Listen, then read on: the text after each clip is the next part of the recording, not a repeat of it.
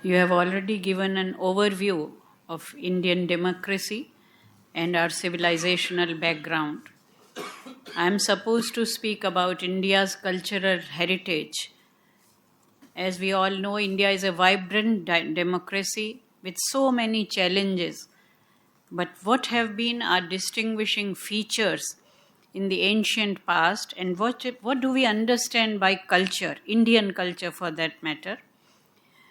In Sanskrit, we have the word for culture is Sanskriti, and the word Sanskriti first time appears in the Yajurveda, Sa Prathama Sanskritir Vishwavara, Sa Prathama Samskriti. This culture is the first culture, this is the oldest, there is no doubt about it, but the more important aspect is that it is Vishwavara. It is a universal culture. It is not confined into spatio-temporal limitations. So I'm very glad to be part of this interaction, and I'm thankful to Dr. Gupta. I welcome you all, the distinguished guests from our neighboring countries, as part of the ICCR delegation. Culture, as we all know, is a comprehensive concept which covers the entire gamut of human existence. It includes philosophy, religion, art, science, as well as people's aspirations at the individual level as well as at the social level. But Indian culture is interspersed with certain unique features which have transcended their confinements and are perennial in their approach and appeal. I intend to highlight a few foundational elements of Indian culture that are universal in character and could provide a strong and solid base to a new world order. At the outset, I would like to mention that Indian culture has been molded in a special manner in the sense that from times immemorial, Veda has been its life and force. We have the knowledge of Veda as our ancient most source text. Vedic ideas have been pervasive of Indian mind all through these ages, and it is the persistent vitality of Vedic ideas that has kept India culturally alive and unified for so long. I quote Professor Mahadevan, as the Himalayas are to the physical history of India, so are Vedas to its cultural history, unquote. So the first feature is that Vedas are the source as well as the sustaining force for all the subsequent systems of Indian thought. They are the fountainheads of Indian culture. But Indian culture has never been a closed or hidden treasure, and it is rather an open-ended stream of thought and life, ever ready to grow and imbibe everything that is good and noble. Ano bhadraha kratavo yantu vishvatah. This is the mantra from Rig Veda, which is there in the parliament as well. It is therefore that the cultural foundations of India are rooted primarily in these ancient monuments of thought, not monuments of bricks and mortar, but monuments of thought. It is by following their lead that India has survived the ravages of time and has stood like rock of ages, weathering many fierce storms, because the foundations of Indian culture are the eternal values envisioned in the Veda and enshrined in the Vedantic texts. Vedas constitute the core of Vedanta. We have two streams. One end is Veda, the beginning, and Vedanta is the philosophy which is popular today. So the inner continuity of Indian culture, right from the Rig Veda up to modern times, is the first distinguishing feature. Next I come to the unity. First is continuity, next is unity. The heart and soul of this continuity of Indian culture is to be found in a constant intuition of unity of all life. It is this Vedic unitive vision which is one of the foremost foundations of Indian culture, and this is an insight into the underlying unity of all phenomena which leads to a perception of all things in self and self in all things. Yastu sarvani bhutani atmanyeva anupashyati sarvabhuteshu chatmanam tato na vijugupsate. Accordingly, supreme truth is one, but capable of manifesting itself as many. Ekam va idam vibabhuva sarvam. Although there is underlying unity, but the manifestation or the expression is in diverse forms.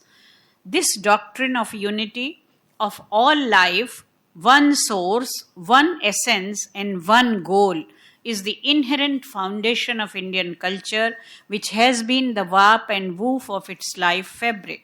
This unitive vision is so well ingrained in Indian psyche that it ignores or discards nothing of human experience. There are different degrees or maybe divergent views of the truth, but it aims at the highest or all unifying reality expressed in many ways. Ekam sad vipra bahudha vadanti. So the first one was that there is a continuity, then this unity of all life, and from unity we express ourselves in diverse forms. So from unity to diversity. The world of things in its multiplicity is revealed as a unity in the vision of true self. This deep thread of unity is underlying the apparent diversity of race, religion, language, philosophy, art, and customs in the life of Indian people. A richer and fuller unity in which all diversities lose themselves with their several contributions toward the development of a common life as 1,000 streams merge themselves into the ocean. This unity of Indian culture is verily the Indianness, the identity of India, which is not a biological or sociological notion, but a peculiar, indescribably inherent idea. Beneath the manifold diversity of physical and social type, language, custom, and religion strike the outside observer in India, there can still be discerned a certain underlying unity of life from Himalaya to the Cape Comorin. There is, in fact, an Indian character, a general Indian persona, which we cannot resolve into its component elements. Not only this, from diversity we move on to equality among human beings. Indian culture proclaims that all human beings are born equal because they are all progeny of the divine. Shravantu Vishve Amritasya Putraha, so says Yajurveda. It even transcends the geographical borders of a country, not only from on this land of India, but all over the world. Humanity is one. It encompasses all of humanity in one nest or abode, yatra vishvam bhavatyeka needam. It was long before the idea of economic globalization took shape that India had popular statements, and not only statements, but they were living like Vasudhaiva Kutumbakam. It is in the above background that Indian cultural heritage does not discriminate among human beings, and more so between male and female. Parity between male and female principle is also a distinguishing feature. Rather, it presents a model of participatory and complementary roles for both of them in family or society. Portrayal of women in ancient Indian source texts is so dignified and noble that people might say and question as to whether it was ever really practiced. The glorified description of women might seem too idealistic. Nonetheless, it is quite inspiring and may provide fresh insights for the contemporary world, which is beset with the problems of subjugation and exploitation of women and the severe conflict arising out of gender discrimination. Values of familial love and selfless sacrifice are eroding fast today, even in India, because we are all getting overwhelmed with the foreign cultures, material culture, giving rise to the stressed and depressed individuals across the globe. In such a scenario, Indian ethos of a happy family and highly respected feminine force is really worth emulating, projecting, and propagating. Indian mythology does not envisage any antagonism between the sexes, rather delineates a relation of total identity or inseparability. The idea of Ardhanarishwara, Prakriti, and Purusha in Indian philosophy is a representation of the same truth, that there is essential coordination between male and female. So much so that they are designated as two equal halves of one seed, no better half or worse half. Tasmad idam ardham vrigalam iva swaha. Just like a seed sprouts and it gets two parts, similarly, male and female are born out of the same single spirit. Next, we come to from gender equality, we come to human equality. Human equality is no doubt a mark of civil society, and a civil society demands respect for human rights. But the Indian culture is not basically rights oriented, it is duty centric. Therefore, it is more conducive for strengthening of familial bonds plus social solidarity and developing environmental awareness and cosmic harmony. Last but not the least, another striking feature of Indian cultural heritage is the genuine concern for nature and environment. So we saw there are so many features, right from the unity of life, continuity of Indian culture, diversity of as expression of unity, equality of human beings, parity between male and female, and this is a care of nature and environment. And this is not just as a slogan, but the Indian mind has always been in an affectionate mode towards one's natural surroundings. Rivers and mountains, trees and plants, birds and animals, sun and moon, fire and water, air and sky.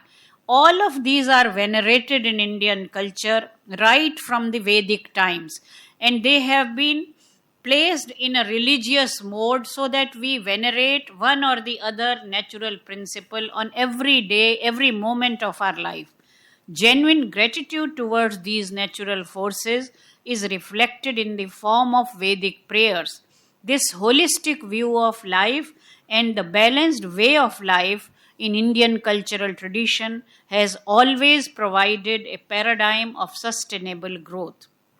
Indian cultural heritage is the most distinguished in this respect, that it not only takes care of external and physical environment but also focuses on the moral, mental, vital and spiritual, above all the cosmic level of existence. Yatha pinde tatha brahmande. This body is a microcosm, so whatever is happening in this body will reflect in the cosmos. There has to be a synergy between the microcosm and the macrocosm, Pinda and Brahmanda. It is not merely concerned with conservation of resources or control of pollution, but also about changing the attitudes and perceptions of human beings towards nature. That is the core of Indian culture. Unfortunately, the modern material culture has taught us human beings across the globe to indulge in selfish desires to the utmost. In this process, we ourselves have totally forgotten the Indian dictum and the Indian principle of three debts, Rinatraya, according to which we have not only inherited these resources from our ancestors, but we also owe it to our future generations. To sum up, I would like to say that generation after generation, these inherent foundations of Indian culture may have altered their form and fashion, but their direction and objective has remained intact. The history of Indian culture is not the story of how it underwent alien invasions, but how it overcame them and eventually expressed itself with unabated vigor time and again. Vedantic culture of India is a pulsating entity endowed with immense flexibility and vitality for an indomitable identity, irrepressible growth, and formidable continuity. Thank you so much.